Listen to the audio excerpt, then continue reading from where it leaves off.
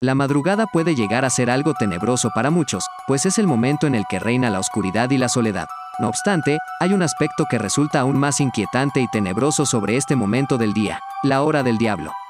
Las 3:33 de la mañana ha sido considerada por mucho tiempo como la famosa hora del diablo. De hecho, tiene algunos otros nombres como la hora del muerto o la hora del tiempo muerto. Pero ¿por qué tiene dicha reputación? Todo se debe a una serie de explicaciones siniestras que se le han dado, en relación con algunos sucesos paranormales que te vamos a revelar a continuación.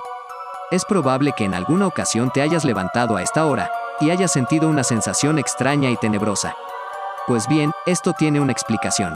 Según algunos expertos, esta hora tiene un simbolismo satánico, ya que es la mitad del número del diablo. Y de esta manera, la actividad paranormal se encuentra en su máximo apogeo. Los espíritus buscan algún tipo de contacto con el mundo de los vivos, y una forma de comunicarse suele ser la parálisis del sueño. Pero, ¿qué es la parálisis del sueño? La parálisis del sueño es un trastorno del sueño o parasomnia, que se caracteriza por la imposibilidad de realizar movimientos o hablar a pesar de estar despierto y consciente, lo que suele generar angustia y miedo a los afectados.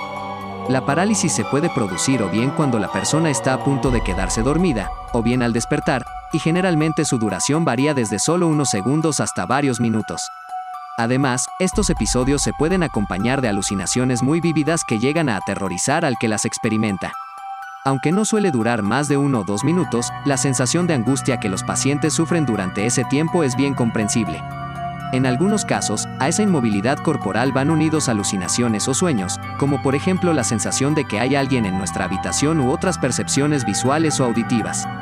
Este trastorno es relativamente frecuente. Se estima que afecta de forma recurrente. Según algunos cálculos, hasta un 60% de las personas han sufrido alguna vez en su vida un extraño y angustioso episodio en el que, o bien justo al entrar en el sueño o bien al despertarse, han sentido que no podían mover ni los brazos, ni el tronco, ni el cuello, ni las piernas, además de sentir una fuerte presión en el pecho.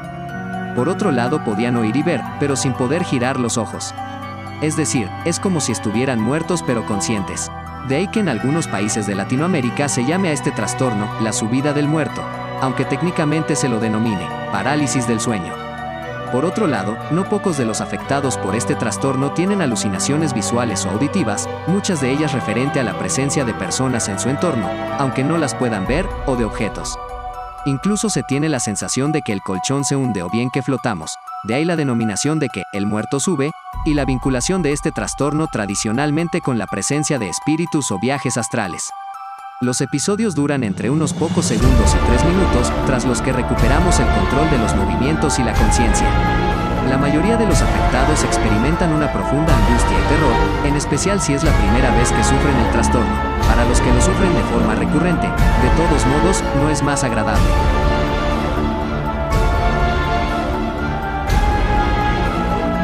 Las parálisis del sueño han estado con nosotros desde tiempos inmemoriales, y por su naturaleza, en las épocas más oscuras de la humanidad en las que la ciencia todavía no arrojaba luz a ciertas cuestiones clínicas, parece ser una fuente de leyendas o contacto con lo paranormal, lo que daría pie a múltiples interpretaciones divinas o, al contrario, siniestras. Se sabe que la primera descripción científica que data es la de un médico holandés llamado Isbrand van Diemerbroek, en 1674.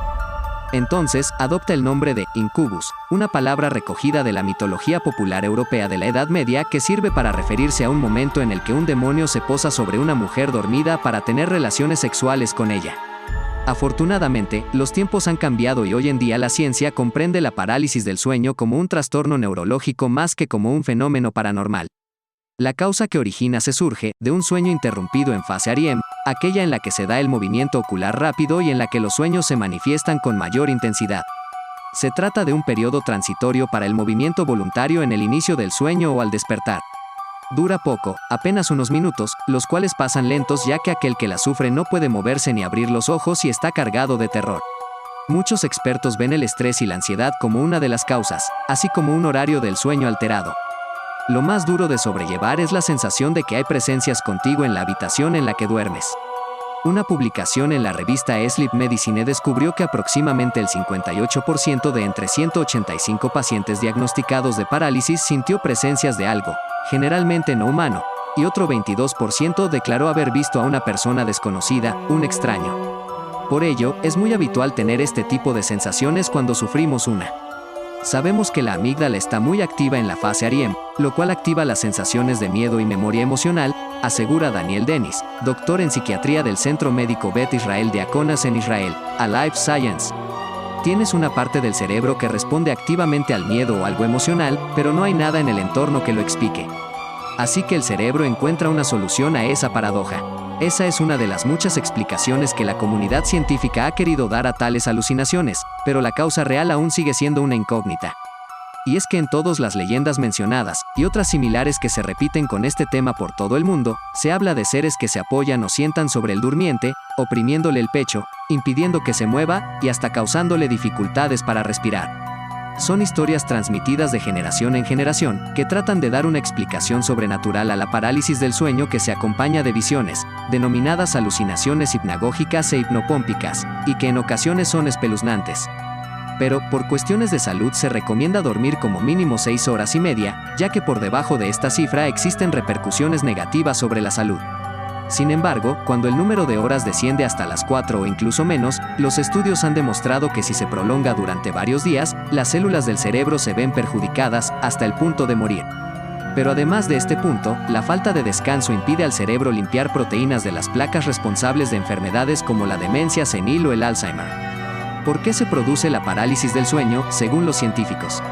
Según los científicos, la parálisis del sueño está estrechamente vinculada al proceso fisiológico que se produce durante la fase REM de sueño. En esta etapa es en la que soñamos, y precisamente para evitar que nos dañemos al intentar llevar a la práctica aquello que estamos experimentando en sueños, se activa un mecanismo conocido como atonía muscular, que impide los movimientos musculares, a excepción del diafragma y los músculos de los ojos.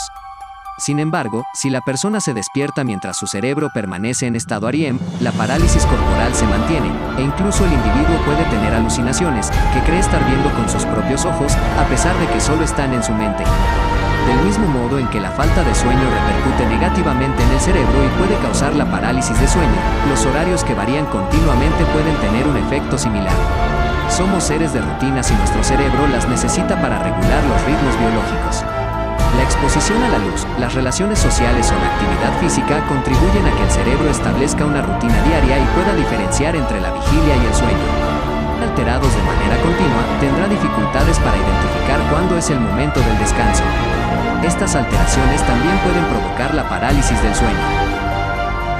Como también personas sometidas a tensión o estrés también pueden ser una de las principales causas por la cual se origina la parálisis del sueño. Como sabemos, el estrés es la causa detrás de multitud de problemas en nuestra sociedad actual. Cardiopatías, problemas digestivos, presión arterial elevada, dolores de cabeza, herpes, insomnio e incluso diabetes. Estar sometidos de manera continua a situaciones de estrés provoca diferentes alteraciones en el organismo. Si además nos llevamos las preocupaciones a la cama, no es de extrañar que nos despertamos cargando también con esa ansiedad y que pueda aparecer la parálisis del sueño. No obstante, la parálisis del sueño puede estar asociada en algunos casos a la narcolepsia, una enfermedad neurológica en la que la persona se duerme de día como respuesta a cambios emocionales. Se calcula que casi la mitad de los narcolépticos, que no llegan a ser el 0.50% de la población, padecen parálisis del sueño. No obstante, se calcula que este trastorno, en su forma más o menos recurrente, afecta a no menos del 0.3% de la población y no más del 4%. Como hemos indicado, nuestro cerebro necesita dormir al menos 6 horas y media cada noche para poder descansar. Pero no solo es el cerebro el que necesita repararse, sino que también lo hacen todos los órganos del cuerpo. Por otra parte, cada persona tiene unas necesidades particulares de sueño. Si no debemos trabajar o al menos no a primera hora de la mañana, se recomienda no poner el despertador y dejar que el cuerpo descanse todo lo que necesita sin limitaciones. No estresarse es prácticamente imposible con nuestro ritmo de vida actual. Sin embargo, sí que podemos intentar que los niveles se reduzcan una vez que estamos en casa o en las horas anteriores al momento de irse a dormir. Debe quedar claro que nada de lo anterior puede considerarse como causa de la parálisis del sueño. Simplemente se da con mayor frecuencia en los casos citados. Y repetimos que no se conocen las causas exactas de la parálisis de sueño, de modo que no se puede tratar, pero los consejos que hemos citado anteriormente ayudarán a evitar su aparición. Si se presenta con relativa frecuencia, podría deberse a alguno de los problemas médicos citados, con lo que en estos casos procede que el especialista investigue si es debido a algún problema de salud en el que hay que profundizar. Lo más recomendable es, una vez experimentado alguno de estos episodios de parálisis de sueño, acudamos a un especialista para garantizar nuestra seguridad y que nos aconseje en función de nuestro caso. Puede que sea una situación puntual de estrés o que necesitemos algún tipo de tratamiento. En todo caso, será un especialista médico el que nos aconseje cómo actuar o cómo proceder para evitar la parálisis de sueño nuevamente. La parálisis del sueño también es conocida como la hora del tiempo muerto, o simplemente la hora del diablo. Este suceso ha dejado boquiabiertos a muchos, incluyendo científicos, escépticos, amantes de lo paranormal y psicólogos, por otro lado. Lo que dice la ciencia: si bien no hay evidencia científica que relacione a la hora del diablo con la parálisis del sueño, muchas personas presentan este trastorno aproximadamente entre las 3 y 4 de la mañana. Diversos estudios apuntan a que es entre esas horas de la madrugada cuando el cuerpo está más vulnerable a organismos patógenos extraños, como resultado tanto de los ritmos circadianos, los ciclos fisiológicos que experimenta nuestro cuerpo a lo largo del día, como de la mayor exposición de nuestro sistema inmunológico. Esta sería una explicación del por qué se suelen registrar más muertes a esa hora. Otra explicación racional tiene que ver con el miedo colectivo. Se cree que los sentidos se agudizan y estamos en guardia, de manera inconsciente, por el miedo que podríamos tener a la oscuridad. Explicaciones científicas. Las explicaciones y sucesos que te mencionamos anteriormente han llamado tanto la atención que incluso la ciencia ya han hecho diversas investigaciones sobre lo paranormal, teniendo resultados sumamente extraños. Según algunas investigaciones, es habitual que sucedan más muertes entre las 3 y las 5 de la mañana, porque es en este periodo cuando el sistema inmune del cuerpo se encuentra vulnerable. Es decir, se trata de un instante en que suelen fallecer personas muy enfermas o con cáncer terminales, sencillamente porque están mucho más débiles. Y no solo eso, pues se tienen registros de que precisamente a las 3:33 de la mañana se registran más accidentes automovilísticos. Más allá de los argumentos esgrimidos, por los que mantienen que es alrededor de las 3:33 de la mañana, cuando el más allá y el más acá entran en contacto, lo cierto es que es por la noche, cuando la ausencia de luz intensifica el resto de nuestros sentidos, cuando se dan las mejores condiciones para desarrollar cualquier tipo de miedo. A falta de que la ciencia confirme alguna de las teorías sobrenaturales, parece que la razón por la que asociamos aquello que nos ocurre a las 3:33 de la mañana, con todo tipo de fenómenos inexplicables, tendría más que ver con la bajada de defensas, experimentada durante las madrugadas, los ritmos circadianos y la mayor predisposición al miedo que genera la oscuridad que con lo paranormal. Explicación EVANGELIC. A las películas de terror y los programas de lo paranormal en televisión hablan de la hora del diablo. Dependiendo de la fuente, pueden estar refiriéndose al tiempo entre las 3 de la mañana y las 4 de la mañana o las horas entre medianoche y las 3 de la mañana. En cualquier caso, muchos aseguran que el diablo es más poderoso durante este periodo. La idea parece haber surgido del conocimiento de que a Satán le encanta burlarse de Dios. Los evangelios de Mateo, Marcos y Lucas nos dicen que Jesús murió durante la hora nona. Según los cálculos modernos, serían las 3 de la tarde. De acuerdo a esta idea, Satán da la vuelta al simbolismo según su concepción y se guarda para sí las 3 de la mañana, en mofa directa a Dios. Otro motivo por el que esta hora se considera una fuente de actividad demoníaca inusualmente alta es el hecho de que está en mitad de la noche. El sol ya hace mucho que se puso y no amanecerá durante unas cuantas horas más. La Escritura se refiere en repetidas ocasiones a la noche y la oscuridad como un tiempo de pecado. Este concepto se resume perfectamente en el Evangelio de Juan. En esto consiste el juicio. La luz vino al mundo, y los hombres prefirieron las tinieblas a la luz, porque sus obras eran malas. Todo el que obra mal odia la luz y no se acerca a ella, por temor de que sus obras sean descubiertas. También, Jesús fue traicionado por Judas durante la noche. A veces se piensa que a medianoche, y Pedro negó a Jesús antes del canto del gallo, en torno a las 6 de la mañana. Esto supondría que el juicio de Jesús ante el Sanedrín sucedió durante la hora del diablo.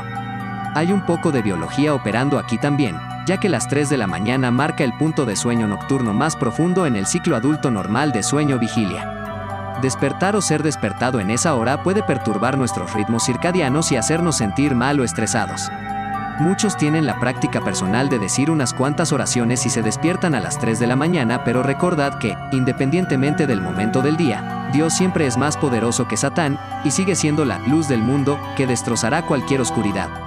Aunque algunas creencias afirman que se trata de un simbolismo satánico, ya que es la mitad de 666 el número de la bestia. Sin embargo, tan afamado es este periodo de hora, que dentro del campo de lo inexplicable, que incluso la corriente católica han intentado aportar su propia y original explicación. Jesucristo murió a las 3 de la tarde, siendo las 3 de la mañana la hora opuesta. Sería entonces una especie de portal para que surja todo aquello que es inquietante y maligno, todo lo que intenta desafiar a la Santísima Trinidad. Se cuenta también que esta hora en específico es un tiempo de alta actividad paranormal, ya que es cuando los espíritus y demonios negativos se manifiestan con mayor fuerza en nuestro plano terrenal. Las 3 de la mañana inauguran el tiempo de los bajos seres que habitan en otras dimensiones, y en donde, desgraciadamente, nadie puede ayudarnos, pues los ángeles en esta hora no existen, debido a que fuerza es disminuida por la oscuridad. Pero a pesar de ser un tiempo peligroso, no es para siempre. La hora del diablo comienza a las 3 de la mañana y termina a las 4 de la mañana, hora en que, según algunas personas, vuelve la luz benefactora de nuestros espíritus protectores. Los científicos, en su particular búsqueda de la verdad, afirman que hemos conservado el miedo a la oscuridad, por lo que solo se trataría de nuestra imaginación. Aunque por otra parte, se realizaron otras investigaciones por parte de la University Vision Centre de Sydney, que aseguran que el cerebro humano tiene la capacidad de poder sentir cuando somos observados, incluso si nos encontramos en un estado de reposo como al momento de dormir, o nuestra visibilidad sea muy escasa por la oscuridad. Esto es un sistema de alerta, uno muy primitivo, pues está desarrollado para mantenernos al pendiente de algún posible depredador, aunque también se llegó a la conclusión que dicho estado puede manifestarse incluso si nadie nos está observando, y se llama escopaestesia. Cuando el reloj marca las 3 de la mañana, se dice que es la hora en la que se pueden experimentar fenómenos paranormales. Muchas personas aseguran que a dicha hora se despiertan sin razón. Sin embargo, la ciencia asegura que el ser humano es más propenso a despertarse entre las 3 y las 5 de la mañana, debido al estrés y al miedo y ansiedad que puede generar la oscuridad. A la vez, se ha dado a conocer que demonios y espíritus se encuentran más activos, dando paso a todo tipo de fenómenos paranormales. Se cree también que el mundo de los vivos y el de los muertos está en contacto, permitiendo que los demonios y espíritus se comuniquen con las personas, cruzando con una mayor facilidad que en otras horas del día. Se dice que las actividades paranormales se vuelven más intensas en este lapso de tiempo, pues los demonios y los espíritus están más activos y tienen la posibilidad de hacer lo que les plazca. Se entiende como una conexión entre la vida y la muerte, que da paso a las almas a este mundo de los vivos. Algunos especialistas aseguran incluso que, si bien es cierto, que la hora del diablo se desarrolla desde las 3 hasta las 4, las 3:33 de la mañana, es la hora con mayor actividad satánica, pues es la mitad del conocido y número de la bestia. En este momento de la madrugada, las personas de mayor edad, o quienes se encuentran con alguna enfermedad, son más propensos a fallecer, pues la energía del cuerpo se debilita. Por su parte, quienes se despiertan a esta hora pueden presentar sensaciones de miedo, tristeza, angustia o desesperación, además de dificultar la recuperación del sueño. Pero, ¿por qué motivo algunas personas pueden ver fantasmas y otras no? Se suelen relacionar con alucinaciones visuales provocadas por la atrofia de determinadas áreas cerebrales o enfermedades como el Alzheimer.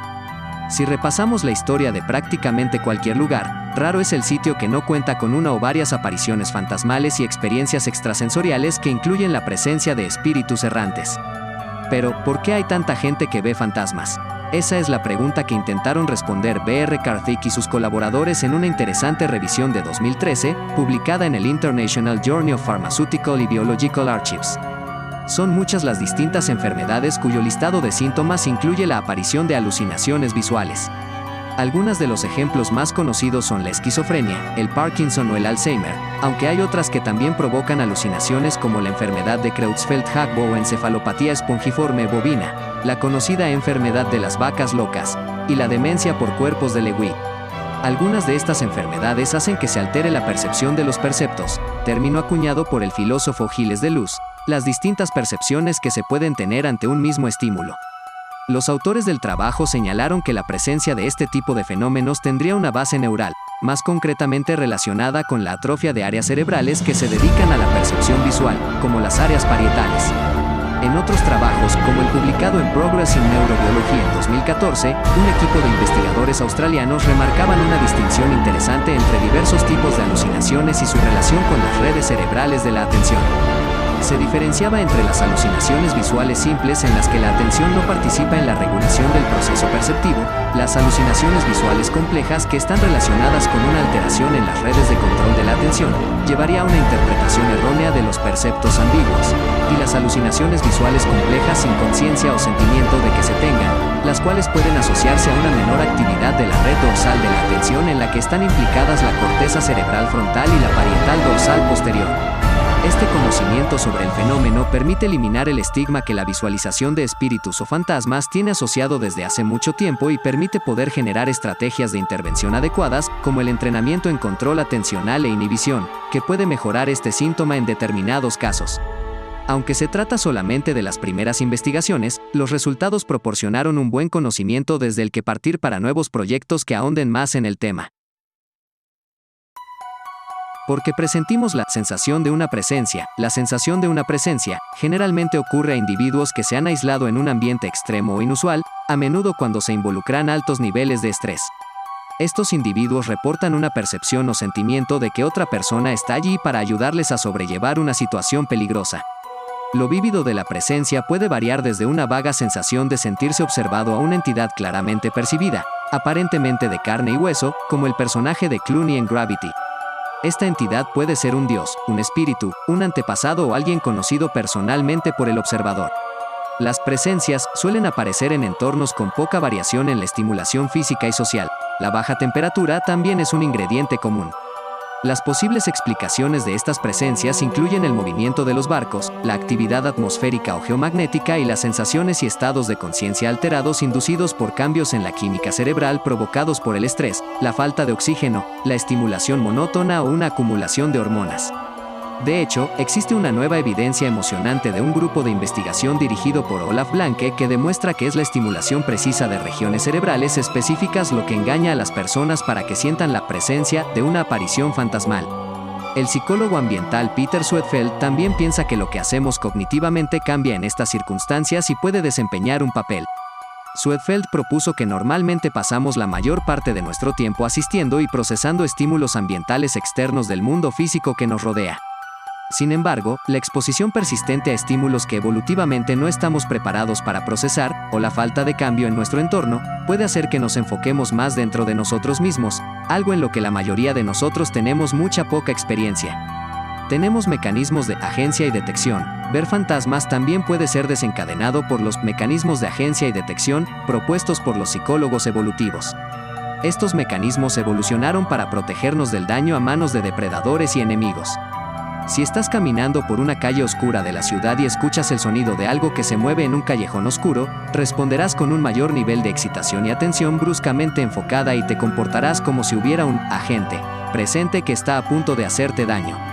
Si resulta ser solo una ráfaga de viento o un gato callejero, pierdes poco al reaccionar de forma exagerada, pero si no activas la respuesta de alarma y hay una verdadera amenaza presente, el costo de tu error de cálculo podría ser alto. Por lo tanto, evolucionamos para errar en el lado de detectar amenazas en situaciones tan ambiguas. Un estudio reciente de Kirsten Barnes y Nicholas Gibson, 2013, exploraron las diferencias entre los individuos que nunca han tenido una experiencia paranormal y los que tienen. Confirmaron que las experiencias de fenómenos sobrenaturales tienen más probabilidades de ocurrir en entornos amenazantes o ambiguos, y también encontraron que aquellos que tenían experiencias paranormales obtuvieron un puntaje más alto en escalas que miden la empatía y la tendencia a absorberse profundamente en la propia experiencia subjetiva. Lo más probable es que la experiencia de la presencia sea el resultado de muchos de estos factores que interactúan a la vez. Aunque algunas ocasiones podemos sentir otras presencia en la habitación, esto ocurre en algunas de las descripciones más convincentes de la sensación de una presencia. Provienen de marineros solitarios que han experimentado alucinaciones y experiencias fuera del cuerpo. En un famoso incidente, Joshua Slocum, la primera persona en circunnavegar el mundo por sí solo, juró que vio y habló con el piloto de la nave de Colón, La Pinta. Afirmó que el capitán dirigió su barco a través del clima intenso mientras Slocum estaba enfermo por intoxicación alimentaria. Muchos otros ejemplos sorprendentes y vívidos de tales apariciones reportados por marineros, escaladores de montaña y exploradores polares se describen en un artículo de 1987 de Swedfeld y Moselin. Estos incluyen informes recurrentes de los exploradores polares que sentían como si alguien los estuviera siguiendo en sus caminatas, escaladores del monte Everest varados en los agujeros de nieve que alucinaban a los equipos de rescate, y sobrevivientes de los barcos hundidos que contaron personas adicionales en sus botes salvavidas. Aunque las sensaciones de presencias son reportadas con mayor frecuencia por personas en lugares extraños o peligrosos, no es extraño suponer que tales experiencias puedan ocurrir en un entorno más mundano. Por ejemplo, las personas afligidas que han perdido a un ser querido del que dependían en gran medida pueden aislarse del contacto social con otros y rara vez abandonar sus hogares. La soledad y el aislamiento, junto con los altos niveles de estrés y la estimulación sensorial inmutable, podrían muy bien producir las mismas condiciones biológicas que podrían desencadenar una visita de los recién difuntos. Los estudios indican que casi la mitad de los estadounidenses ancianos viudos experimentan una alucinación del cónyuge difunto. Tales comunicaciones después de la muerte en realidad parecen ser un mecanismo de afrontamiento saludable y una parte normal del proceso de duelo. El fenómeno de la sensación de presencia también puede explicar algunas experiencias religiosas. Tales episodios a menudo ocurren después de periodos prolongados de meditación y reflexión interna y pueden verse facilitados por una estimulación física inusual e intensa. Las primeras figuras religiosas como Moisés, Jesús y Mahoma se encontraron con seres sobrenaturales mientras vagaban por el desierto. De hecho, el ayuno, la meditación prolongada y la estimulación del cuerpo a través del dolor y la fatiga son parte integral de la mayoría de las religiones. Muchas sociedades presentan un periodo de aislamiento y estimulación ambiental inusual como un rito de pasaje de la adolescencia a la edad adulta. La alteración trascendental de la conciencia puede ser una parte importante de esas experiencias, así como las dificultades físicas o incluso la tortura. En tales rituales, a veces referidos como misiones de visión o misiones del espíritu, los buscadores esperan encontrar un espíritu o ser que les proporcionará orientación y consejo. En algunas tribus nativas americanas, un joven recibiría su nombre adulto de tal ser durante su misión de visión. Estas misiones espirituales implican soledad en ambientes hostiles o intensos bombardeos sensoriales, percusiones, sudoración, canto o baile, en un área confinada. Ambos enfoques de esta misión han incluido el hambre, la sed y el insomnio como medio para alterar aún más los niveles de excitación y evocar un encuentro con un espíritu. La sensación de una presencia es una experiencia perceptiva muy real para aquellos individuos que la han experimentado, y puede ser muy difícil convencerlos de que era algo más que lo que ellos creen que es. Cuando evaluamos los informes de individuos que han tenido una experiencia extraordinaria, que van desde un secuestro alienígena a una visita de un ser sobrenatural, puede ser difícil saber cómo proceder. ¿Qué significa el 3:33 de la mañana? El número 333 te conecta con los ángeles que transmiten el amor y la bondad que tienes y también te harán mantener la esencia de ser humano y el trato con tus semejantes. Al sumar esta cifra, 3 más 3 más 3, el valor es 9, número que indica que algo maravilloso se está por venir y que algo maravilloso está por venir y que no solo te beneficiará a ti, sino a los que te rodean. Si este número aparece repetidas veces en tu vida es que estás preparado para ir más allá de tus límites y romper esas barreras que te impiden crecer lo que deberías. ¿Por qué a las 3 de la mañana y no otra hora? El portal VIX menciona que nuestro organismo presenta diversas reacciones. Después de 2 o 3 ciclos completos, cerca de las 3 de la mañana, nuestro cerebro comienza a segregar mayor cantidad de prolactina, que es una hormona que promueve la relajación. Sin embargo, cuando estamos muy ansiosos o estresados, nuestro cuerpo produce esta hormona en menor cantidad y se nos dificulta mucho más tener un sueño profundo y continuo. 3:33 de la mañana, la hora del diablo. No obstante, una de las tesis más repetidas por los amantes de la numerología señala directamente al demonio, aludiendo a que los 3 dígitos de Marras son la mitad del 666, el número del diablo. Los defensores de esta teoría satánica agregan que, si unimos a la hora a la que habría muerto Jesucristo, las 3 de la tarde, la edad en la que falleció, 33 años, obtenemos la hora del diablo, como también se conoce a este fenómeno. Un razonamiento que parte de la base de que el diablo siempre busca oponerse a Dios y hace todo lo posible para burlarse de sus símbolos, pero a la vez, imitarlos, como sostiene el teólogo Jesús González al portal El Mundo. Lo cierto es que es por la noche, cuando la ausencia de luz intensifica el resto de nuestros sentidos, cuando se dan las mejores condiciones para desarrollar cualquier tipo de miedo. Más allá de las teorías sobrenaturales, parece que la razón, por la que asociamos aquello que nos ocurre a las 3:33 de la mañana, tendría más que ver con la bajada de nuestras defensas experimentada durante las madrugadas, los ritmos circadianos y la mayor predisposición al miedo que genera la oscuridad que con lo paranormal. Cierra los ojos, y no escuches al diablo. Mucha gente ha sentido durante estas horas, presencias y fenómenos paranormales que no tienen ninguna explicación. Algunos han experimentado fuerzas extrañas en episodios de parálisis del sueño. Esto hace pensar que la fe, en estos casos, no tiene sentido. pues las puertas que se abren, las canicas que se escuchan en tu azotea, y los objetos que se caen sin ninguna razón a esas horas, no son producto de tu imaginación, sino de un portal que te saluda. La próxima vez que te despiertes a esta hora, reza en voz alta, para que al menos alguien escuche tu llamado. ¿Existen realmente los fantasmas? Muchas personas afirman haber sido testigos de fenómenos paranormales y de haber presenciado la aparición de estos seres de ultratumba, pero, por ahora, no existe evidencia científica de la existencia de espíritus. A lo largo de la historia, en todas partes del mundo, ha habido gente que afirma haber sido testigo de fenómenos paranormales. Creen haber presenciado la aparición de fantasmas o espíritus e incluso haber logrado captar alguna evidencia fiable de estos hechos. Así, durante siglos y hasta el día de hoy, han existido incluso grupos de espiritismo dedicados a invocar fantasmas a través de diferentes métodos como la famosa Ouija. Incluso hay quienes se han organizado para cazar fantasmas de una manera proactiva y organizada. A finales del siglo XIX llegó a fundarse en Inglaterra la Sociedad de Investigación Psíquica. Eleanor Sidgwick, que fue presidenta de dicho grupo, en el que participaban incluso miembros de las universidades de Cambridge y Oxford, se convirtió en la primera cazafantasmas. Así pues, la tradición que afirma que los fantasmas existen y puede demostrarse científicamente viene de largo. Sin embargo, no es así. En realidad, no puede demostrarse científicamente la existencia de fantasmas porque, para empezar, ni siquiera hay consenso sobre qué es un fantasma. Se elucubra que podría ser el alma vagabunda de alguien que debe cerrar sus asuntos en la tierra antes de embaucarse definitivamente en su camino hacia el más allá. Pero, ¿por qué se afirma entonces que existen también los objetos fantasma, como vagones, pueblos o edificios? Además, ¿cuál es la apariencia de un fantasma? ¿Son inmateriales, tangibles o intangibles? ¿Tienen capacidad para interaccionar con objetos materiales y tocarlos, abrir y cerrar puertas, atravesar paredes, emitir sonidos? ¿O son simplemente presencias? De hecho, los sociólogos Dennis y Michelle Wascol entrevistaron a varias personas que decían haber experimentado la aparición de fantasmas para su libro Ghostly Encounters, The Hauntings of Everyday Life, Temple University Press, publicado en 2016, y concluyeron que incluso los propios testigos no eran capaces por sí mismos de afirmar con seguridad que aquello que habían visto, oído o sentido fueran en realidad fantasmas. Las experiencias eran demasiado variadas entre sí, lo único que tenían en común era que lo sucedido no se podía explicar fácilmente.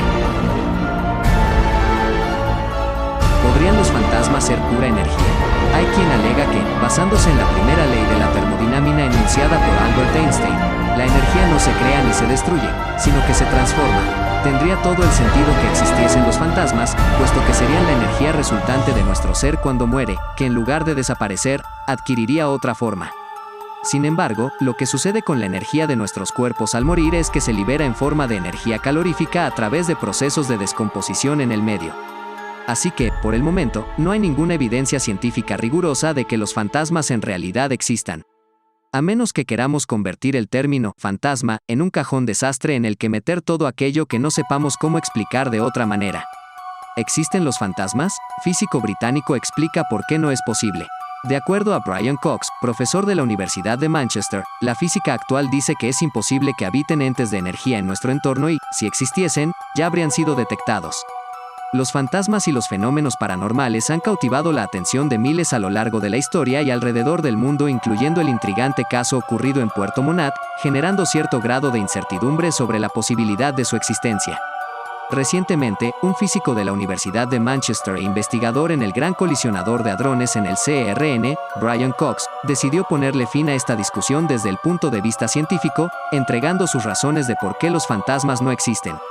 En medio de una conversación sostenida durante el programa radial The Infinite Monkey Cage, emitido por la señal británica BBC Radio 4, el físico se tomó un momento para hacer una declaración.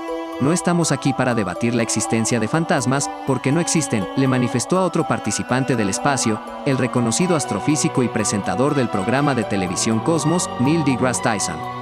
Según Cox, los experimentos realizados con el Gran Colisionador de Hadrones son clave para poner fin a las especulaciones de este tipo de presencias. Los científicos explicaron que, debido a que no podemos interactuar con los supuestos fantasmas, significa que no estarían hechos de materia, sino que de energía, y sería imposible que estos entes de energía pudiesen vivir en nuestro entorno bajo el modelo estándar de la física de partículas. Y, si de verdad existiese esa energía, el Gran Colisionador de Hadrones la habría detectado. Cox, quien además es profesor en la Universidad de Manchester, explicó que si queremos detallar algún tipo de patrón que lleva información sobre nuestras células vivas que sea capaz de persistir después de la muerte, entonces debemos especificar detalladamente qué tipo de medio es capaz de llevar este patrón y cómo interactúa con las partículas de materia que están fuera de nuestros cuerpos. En otras palabras, tenemos que inventar una extensión del modelo estándar de la física de partículas que ha escapado de las detecciones realizadas en el Gran Colisionador de Hadrones, continuó el físico y puntualizó que eso es casi inconcebible. Para aclarar, fue el mismo Tyson quien le preguntó: si entiendo lo que estás diciendo, acabas de afirmar que el CERN, el Centro Europeo para la Investigación Nuclear, ha refutado la existencia de fantasmas, a lo que Brian Cox solo respondió, sí. La certeza del científico proviene desde la premisa de que si es que existe algún tipo de sustancia que maneja nuestros cuerpos, que hace que nuestros brazos y piernas se muevan, entonces tiene que interactuar con las partículas fuera de las que nuestro cuerpo produce, y añade que viendo que hemos realizado mediciones con una alta precisión sobre la forma en que las partículas interactúan, entonces mi afirmación es que no existe algo así como una fuente de energía que maneje nuestros cuerpos. En otras ocasiones, científicos han aludido a otras razones para explicar los avistamientos de supuestos fantasmas, incluyendo campos magnéticos y desórdenes provocados por infrasonido. Descenso de las temperaturas, sonidos extraños que hielan la sangre, objetos que se mueven, la aparición de formas no humanas. Todos conocemos a la perfección los fenómenos que determinan si estamos siendo testigos de la terrorífica aparición de fantasmas. Una entidad que proviene del más allá y busca resolver un asunto pendiente en la Tierra. ¿Quién no ha escuchado alguna vez esta historia? Tanto que hay personas que creen firmemente en su existencia, incluso presumen de haberlos visto en primera persona. A pesar de la increíble popularidad de este mito, todavía no ha sido posible aportar pruebas fehacientes de la existencia de los fantasmas. La mayoría de estos sucesos suelen tener una explicación bastante razonable, en cuya convicción ya participan las creencias de cada individuo. Aclaración científica: la presencia de una actividad paranormal en nuestro entorno siempre ha sido un tema muy recurrente entre científicos y expertos que han analizado las diferentes características de este fenómeno. Una de las más llamativas es el cambio de temperatura. Se dice que cuando un fantasma camina entre nosotros, una corriente de frío inunda el espacio. Pero esta sensación es solo eso, una corriente de aire frío. Antes de entrar en pánico, asegúrate de tener la ventana totalmente cerrada o de comprobar si has apagado el aire acondicionado. Otra referencia de importancia son los campos electromagnéticos. Un pequeño dispositivo analiza su potencia, al parecer muy relacionada con la presencia de fantasmas. Aunque en realidad la culpa es de las condiciones geológicas del lugar. Cuando la magnetosfera del planeta y el viento solar entran en contacto, nuestro cerebro puede sufrir ciertos efectos debido a la estimulación eléctrica del mismo. Incluso en algunas situaciones lleva a episodios de paranoia y alucinaciones. El poder del sonido, pero quizás el elemento más determinante de todo sea el sonido. Está demostrado que el infrasonido, situado entre 7 y 19 hercios, puede provocar en ciertos individuos dolor, miedo, irritación y pánico, entre otras sensaciones. Una imagen que recuerda mucho a las que suceden cuando alguien divisa un fantasma. Tras estas evidencias, es apropiado afirmar que la existencia de sucesos paranormales parece infundada y más propia de los estímulos que sufre nuestro cerebro. Es cierto que resulta muy atrevido pluralizar en este tema, pues cada caso es único. Pero en términos generales, nuestra explicación parece ser la más sensata. ¿Sigues creyendo en fantasmas después de todo? ¿Por qué nos dan tanto miedo los fantasmas? Hablamos con Roger Clark, un experto en espíritus, que lleva toda su vida buscando uno. Puede que los fantasmas no existan físicamente, pero sí que existen dentro de las cabezas de las personas y de las culturas, en forma de relatos, leyendas o películas. El crítico cinematográfico británico Roger Clark ha pasado gran parte de su vida intentando ver un fantasma, sin éxito. Prueba de ello es que en los años 80 fue el miembro más joven de la Sociedad para la Investigación Psíquica Británica. Ahora publica La historia de los fantasmas. 500 años buscando pruebas, ciruela, un completo, y muchas veces irónico, relato de cómo han cambiado los fantasmas con el tiempo y de los personajes que los han sufrido o perseguido. En sus páginas, de las que hemos seleccionado sus mejores fotografías en esta galería, conviven las casas embrujadas, los poltergeist, los espiritistas victorianos y los cazafantasmas con personajes como Adolf Hitler o Harry Houdini. Y, aunque también investiga y enumera las explicaciones científicas al fenómeno de los fantasmas, que las hay dentro de nuestro cerebro, y ahonda en las causas de la credulidad y en nuestros deseos de creer, a veces este libro da miedito. ¿Cuándo empezó tu interés por los fantasmas? He estado interesado por los fantasmas desde que tengo recuerdo, al menos desde que tenía 7 u 8 años. Vivía en una casa muy vieja, en el campo, en una parte muy soñolienta de Inglaterra, al lado del cementerio de una iglesia. Mi madre vio un fantasma en la casa, y también lo vio un amigo. Era la aparición de una mujer. Yo solía tener mucho miedo al final del pasillo, cuando volvía del colegio y estaba solo en casa, incluso cuando aún no sabía que mi madre había visto un fantasma allí. Cuando finalmente me lo contó, quise ver el fantasma con mis propios ojos, aunque la idea me asustaba al mismo tiempo. Esa clase de paradójica atracción por el asunto, lo que el escritor de historias de fantasmas británico Mr. James llamaba un terror placentero, me ha interesado desde entonces. ¿Por qué la gente cree en fantasmas? Dependiendo de qué región del mundo provengas, puede haber 3 ideas básicas sobre los fantasmas, que son una especie de fenómeno neurológico, que son espíritus de ancestros o gente muerta recientemente o que representan algún tipo de entidad sobrenatural que nunca ha sido humana. Las personas creen a menudo en los fantasmas porque han experimentado un evento cognitivo anómalo que no puede explicar. ¿Cuál es la historia de fantasmas más terrorífica que has escuchado? Creo que una historia que investigué para mi libro es la más terrorífica de todas. Una mujer en el siglo XVIII se está hospedando en una casa de campo alquilada mientras su marido está en ultramar. Siente que sus hijos están amenazados por un vórtice de eventos sobrenaturales. A veces son ruidos extraños, sonidos etéreos de batalla y desesperación. Además, había apariciones nocturnas y diurnas de un hombre y una mujer que parecen estar acosando a sus hijos. Su hermano también lo experimenta, así como un clérigo y los sirvientes. Los niños no son conscientes de este caos sobrenatural que ocurre a su alrededor, pero ¿cuánto durará esta inocencia? Es como una carrera para salvar a los niños del daño. La historia de Hinton Amper, como se la llama, es casi con total seguridad el origen de la novela de Henry James Otra vuelta de tuerca, y ocurrió no muy lejos de donde me crié. Durante la investigación para el libro me senté en la Biblioteca Británica a leer el relato de la propia madre, y percibí cómo su caligrafía se iba deteriorando a través de los meses. También como ella, una mujer altamente inteligente, intentaba conservar la cordura, pero era inevitablemente afectada por la situación. ¿Y la historia de fantasmas más divertida? Hay un libro entero que trata sobre gente que cree que ha mantenido sexo con fantasmas. Eso es muy gracioso. ¿Hay más fantasmas en algunos países que en otros? Parece haber muchos fantasmas en el Reino Unido, por muchos tipos de razones culturales, incluyendo la represión histórica de las tradiciones célticas y, más tarde, el catolicismo. Creo que la familia real, especialmente los Estuardo, tenía un permanente interés en ellos que se filtraba al pueblo. También añadiría Japón a esta mezcla, seguido de China y Alemania. De hecho, la creencia británica en los fantasmas es bastante alemana. ¿Cuál es el tipo más común de fantasmas? Sin duda, los que se manifiestan a través del sonido de pisadas. ¿Ha cambiado la imagen de los fantasmas a través de la historia? ¿Cómo son hoy en día? Trato de demostrar en el libro que los fantasmas han cambiado a través de los siglos. Lo que queremos de ellos y lo que esperamos que hagan ha cambiado. Por ejemplo, en el periodo medieval tendían a ser mensajeros divinos, regresando por motivos divinos, a menudo figuras de santos invitándote a llevar una vida mejor. En la Europa protestante del XVII, los fantasmas se convirtieron en un simple simulacro para la práctica de la brujería, demonios enmascarados como muertos, una creencia que todavía hoy se ve en las películas de Hollywood, que todavía sigue una metafísica propia de la era jacobina en Inglaterra, la que sigue a la época isabelina, en los siglos XVI y XVII.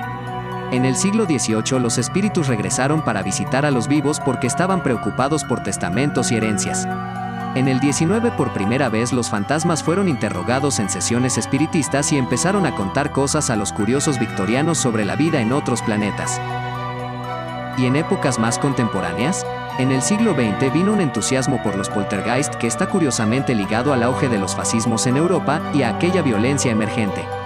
En los años 30 de ese siglo todo giraba en torno a la telequinesis y la percepción extrasensorial.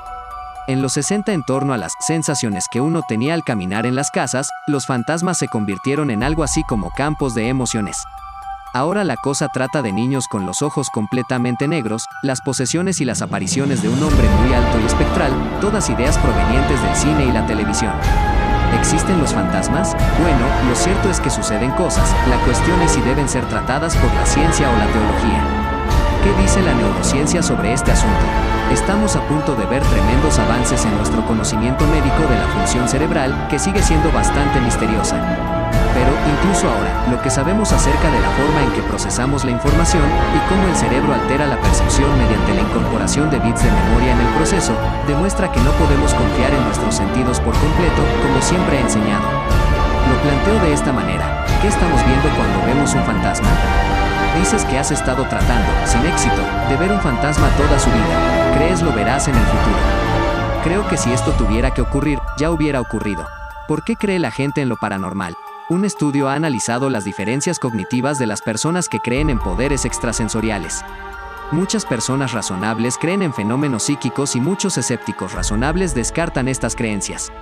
Estábamos interesados en saber por qué hay diferencias de opinión tan grandes entre personas igualmente razonables. Esta duda que plantea David Gallo es la que quiso resolver junto a su colega de la Universidad de Chicago, Stephen Gray. ¿Qué distingue a quienes creen en lo paranormal? Se trata de una pregunta nada fácil de contestar, por mucho que la intuición haga creer que la respuesta es sencilla. El estudio también mostró que quienes creen en la parapsicología tienden a estar más satisfechos con su vida que los escépticos. Y sobre todo, hablando de ciencia, se trata de llegar a conclusiones comprobables. A través de una serie de estudios múltiples, Gallo y Gray han dado con una correlación. Quienes creen en la parapsicología son algo peores en pensamiento analítico que aquellos que desconfían de la existencia de lo paranormal. Puede parecer una perogrullada, pero, hasta hoy, los estudios que han tratado de explicar el fenómeno no habían atado una conclusión tan nítidamente. Gallo explica que muchas veces se ha propuesto que existen diferencias cognitivas entre creyentes en ciencias ocultas y escépticos, diferencias que llevan a creer en estos. Pero al mirar a través de la literatura científica, nos dimos cuenta de que había poca investigación para probar esta hipótesis, lamenta. Una hipótesis cacareada pero poco comprobada. Otros investigadores que trataron de encontrar correlación entre creencias esotéricas y el nivel de inteligencia o el desempeño académico habían fracasado. La gente que cree en médiums o la telepatía ni es más tonta ni tiene peor titulación. Estos psicólogos diseñaron un estudio lo más completo posible para tratar de despejar algunas incógnitas de la ecuación. Muestrearon grupos de personas, con altos niveles de educación, que estuvieran convencidas de la existencia de poderes parapsicológicos o que fueran especialmente escépticas con estos fenómenos. Y se los comparó en numerosas tareas cognitivas, pruebas de lógica, de memoria, de lenguaje, de asociación. Sin encontrar apenas diferencias. En primer lugar, estudiaron en detalle su memoria episódica, el recuerdo preciso de acontecimientos que uno había experimentado en su pasado, un apartado en el que no encontraron diferencias entre grupos. Gallo y Gray, especializados en este campo, pensaban, por error, que la memoria podría estar en el origen de distorsiones y sesgos que ayudaran a que una evidencia encajara gracias a recuerdos mal seleccionados o manipulados a posteriori, por ejemplo. Otros investigadores que trataron de encontrar correlación entre creencias esotéricas y el nivel de inteligencia o el desempeño académico habían fracasado. Ni son más tontos ni tienen peor titulación. El hallazgo clave fue descubrir que los creyentes hicieron peor algunas pruebas de pensamiento analítico, no con gran diferencia pero sí de forma sólida a través de diversas pruebas de lógica. Para Gallo, estos resultados pueden significar que tienden a procesar la información de una forma menos analítica y más intuitiva que los escépticos.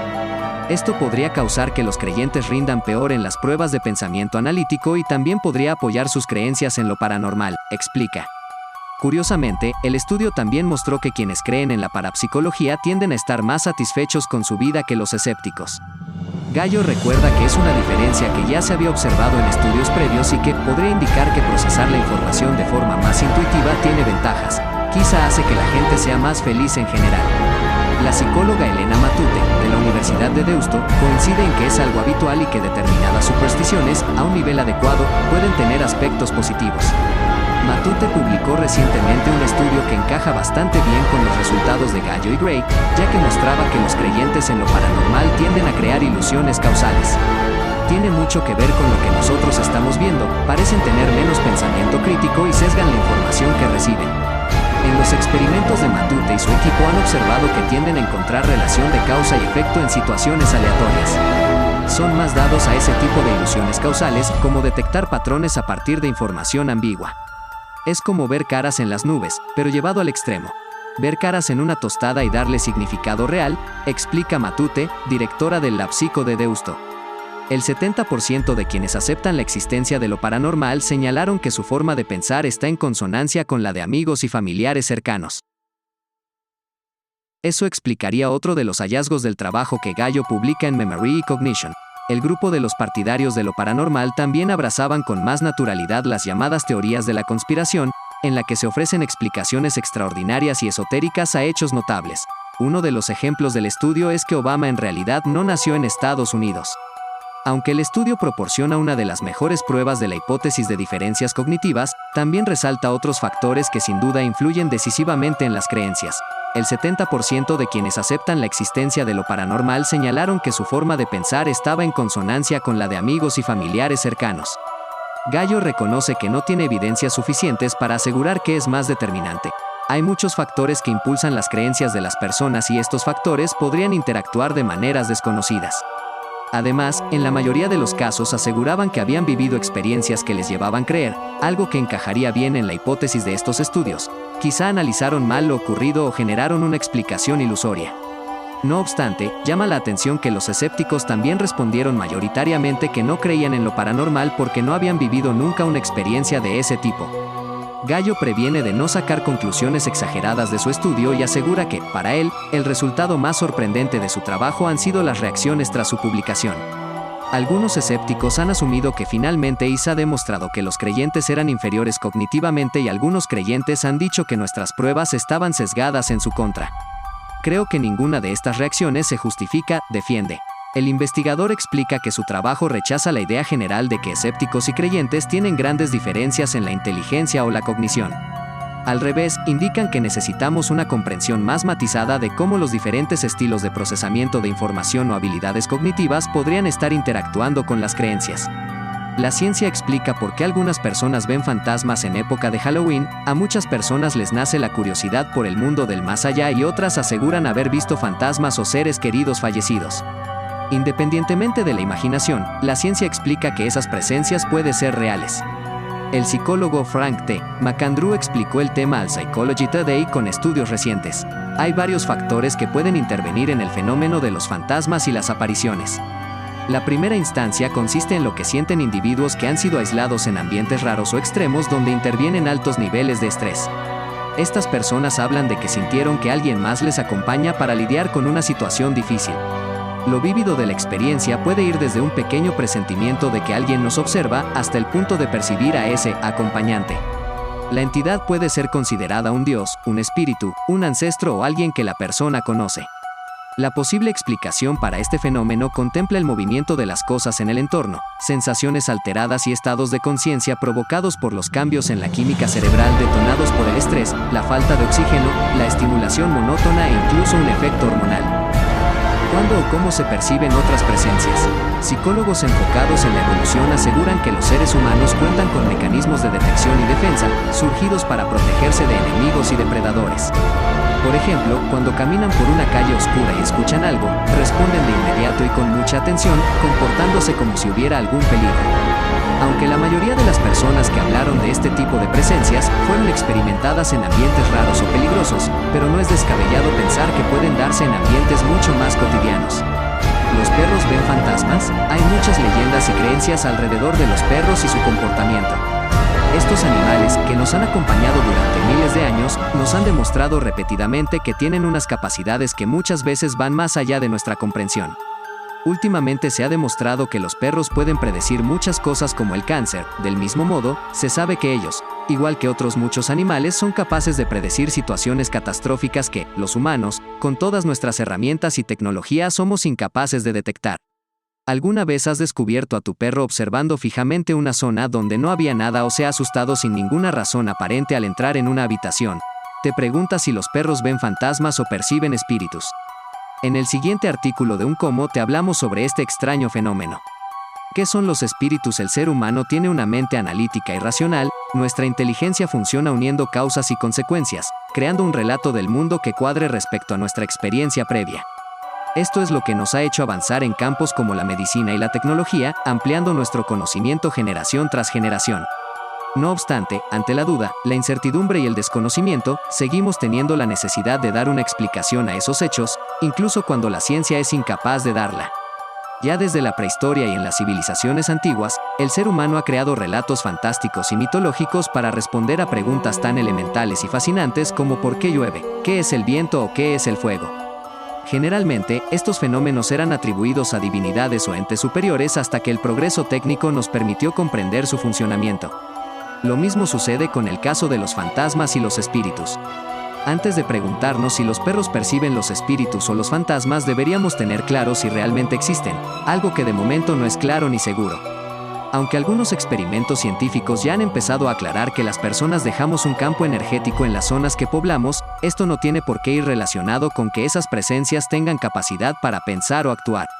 Por lo tanto, cuando hablamos de fantasmas, de ruidos o de presencias extrañas, puede que sean campos magnéticos o energéticos que nada tengan que ver con la visión clásica y romántica de los espíritus errantes.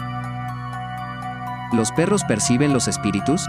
Hecha la necesaria introducción sobre la naturaleza de lo que creemos que los perros perciben, ya podemos hablar sobre si estos animales son capaces de ver fantasmas o, en caso que no, qué es lo que les sucede cuando se quedan mirando o ladran a un punto fijo. Antes que nada hay que ser conscientes de que los perros, así como muchos otros animales, tienen la percepción y los sentidos muchísimo más desarrollados que los humanos. Esto les permite percibir sonidos y situaciones que resultan indetectables para nosotros y que a ellos les alteran. Si tenemos en cuenta que su olfato es cerca de 100.000 veces más potente que el nuestro y que su rango de oído es infinitamente superior, llegaremos a la conclusión de que, en el caso de que los fantasmas existieran, los detectarían mucho antes que nosotros. A menudo se habla del sexto sentido de los perros, cuando realmente deberíamos hablar de sus sentidos más desarrollados. No es que tengan sentidos que no tenemos y que les permitan captar fenómenos paranormales, simplemente son mejores que los nuestros y pueden afinar más. Estos hechos han sorprendido al ser humano desde hace siglos, por lo que se han llegado a hacer experimentos científicos para dar una respuesta científica al hecho de si los perros y otros animales son capaces de ver fantasmas o de detectar su presencia. En el siguiente apartado te hablaremos sobre estos experimentos y los resultados que se desprenden de ellos. Las investigaciones al respecto. Robert Morris fue un famoso parapsicólogo que dedicó su vida a investigar la naturaleza de los fenómenos paranormales. Este investigador, a mediados de los años 60 del siglo XX, se propuso averiguar qué había de cierto detrás de la actitud de algunos perros y animales respecto a los espíritus o fantasmas. Para llevar a cabo este experimento, el investigador fue a una casa de Estados Unidos donde se habían perpetrado distintos crímenes de sangre y que la gente de la zona decía que era habitada por presencias extrañas. El experimento consistía en introducir distintos animales dentro de una de las habitaciones donde gente había perdido la vida y analizar su comportamiento durante el tiempo que estuvieran dentro para determinar si eran capaces de detectar algo fuera de lo común. Los animales que formaron parte de la investigación fueron un perro, una serpiente, un gato y un ratón. El perro, que tenía que entrar en la habitación junto con su cuidador, apenas logró traspasar el umbral de la puerta cuando empezó a gruñir, ladrar y erizar el pelo hasta que finalmente huyó de la habitación para posteriormente negarse a acercarse de nuevo a ella. El gato, que entró en brazos de su cuidador, se agarró tan fuerte a él al entrar en la habitación que hasta le hizo sangre en la espalda. Inmediatamente después saltó para refugiarse debajo de una silla, desde donde se puso a bufar durante minutos mirando a otra silla. La serpiente actuó de forma diferente. En vez de huir o defenderse, usó la postura de ataque contra la silla que había asustado al gato. Incluso iba girando la cabeza como si algo se moviese delante de ella. Finalmente la rata no tuvo ninguna reacción extraña a su comportamiento habitual, simplemente corrió hasta un escondrijo y se quedó allí, como suelen hacer normalmente. Para finalizar el experimento, el parapsicólogo volvió a repetir la misma operación, con los mismos animales pero en otra habitación donde no había pasado ningún acontecimiento sangriento. En este caso ninguno de los animales tuvieron ninguna reacción extraña ni intentaron huir. Entonces, ¿los perros ven espíritus? Si tenemos en cuenta los resultados del experimento, lo más lógico a primera vista es llegar a la conclusión de que los perros, y más animales, son capaces de percibir los espíritus. No obstante, no contamos con las pruebas suficientes como para afirmar esto. Como ya hemos dicho antes, los canes tienen una capacidad olfativa mucho más desarrollada que la nuestra. De hecho, los perros, con solo oler el suelo, son capaces de extraer muchísima información sobre los acontecimientos que se han dado en un sitio concreto. Es posible que el perro del experimento oliera la sangre y lo que sucedió en esa habitación, sin necesidad que fuera un espíritu o fantasma el que provocó su miedo. De todos modos, aún no tenemos la suficiente información como para dar una respuesta clara y unívoca sobre este hecho. Hasta ese momento, tendremos que seguir intrigándonos con cada comportamiento extraño de nuestras mascotas, preguntándonos si realmente tienen estas capacidades paranormales. ¿Los gatos pueden ver fantasmas? ¿Los gatos ven espíritus y fantasmas? En Guamis te ponemos al corriente de lo que supone ver a un gato con una mirada fija en algo, o en alguien. ¿Aún eres de los que piensa que los gatos son capaces de ver fantasmas de la misma manera que les ocurre a los perros? En Guamis te contamos todo acerca de ese mito y te explicamos de qué manera surge esta teoría que asusta hasta a los animales más aventureros. Leyendas sobre los gatos y los fantasmas. Las teorías que aseguran que los gatos pueden ver fantasmas y espíritus nacen de la hipersensibilidad que tienen estos animales para detectar ciertas cosas que a nosotros se nos escapan. Son muchas, quizás demasiadas, las leyendas que acompañan a la figura del gato. La mala suerte que trae ver a un gato negro. La supuesta mala suerte que acompaña a los gatos negros, intentando acabar así con un tópico que poco tiene de verdad y que normalmente va ligado a unas culturas determinadas, ya que igual que teóricamente trae mala suerte a un lugar o persona, de igual modo es sinónimo de bondades en otro. Los fantasmas y los gatos, atracción fatal. Otro mito que es común escuchar está relacionado con la supuesta capacidad que tienen estos felinos para ver fantasmas. ¿Quién no ha visto alguna vez a su gato sobresaltarse sin ningún estímulo aparente?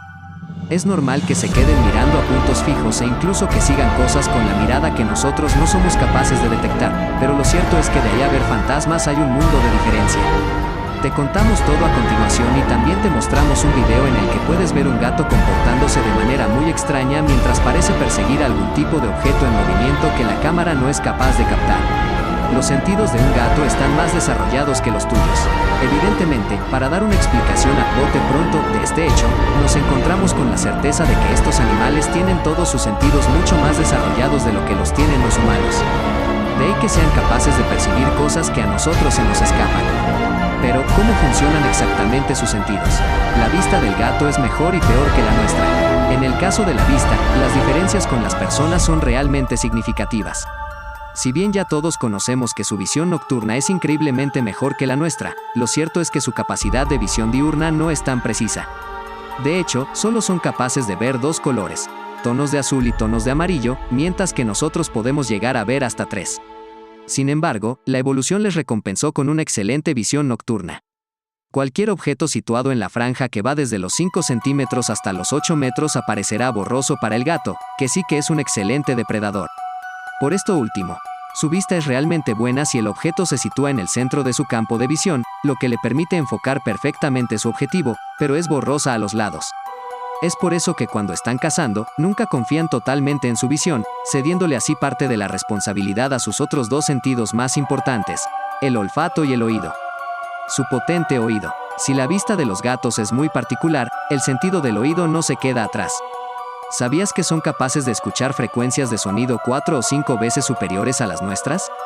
De hecho, tienen la capacidad de escuchar una serie de ultrasonidos que son totalmente imperceptibles para nosotros. Es precisamente aquí donde radica buena parte del tema del que estamos hablando en esta ocasión. Y es que si ves que tu gato se vuelve loco buscando algo que nosotros no somos capaces de percibir, es que realmente ha escuchado algo que para nosotros ha pasado desapercibido. ¿Sabes qué hacen cuando tienen murciélagos cerca? Los escuchan pues estos emiten ultrasonidos durante su vuelo. Aunque tú no lo escuches, él sí puede hacerlo, créenos. Incluso son capaces de escuchar a un ratón caminando por el jardín a 10 metros de distancia. Quizá esto explique realmente la naturaleza del mito de los gatos y los fantasmas. Si todo esto no te pareció suficiente, te diremos que los oídos de los gatos están especialmente diseñados para saber de dónde proviene exactamente el sonido. Pueden determinar también la altura exacta de dónde viene, algo que es totalmente imposible para nosotros. Por eso mueven tanto la cabeza y las orejas cuando parece que están viendo algún tipo de fantasma. Las está utilizando como grandes satélites para que no se les escape nada. Y si después de todo esto no te has convencido, nosotros te animamos a que sigas creyendo en los fantasmas, ya que siempre las leyendas son mucho más divertidas que la ciencia. Existen varios misterios acerca de la hora del tiempo muerto, pero hasta ahora, para algunos creyentes de lo paranormal, se sabe que levantarse a las 3 de la mañana significa que alguien te está vigilando. No olvides suscribirte para ver más contenidos. Nos vemos en el próximo video.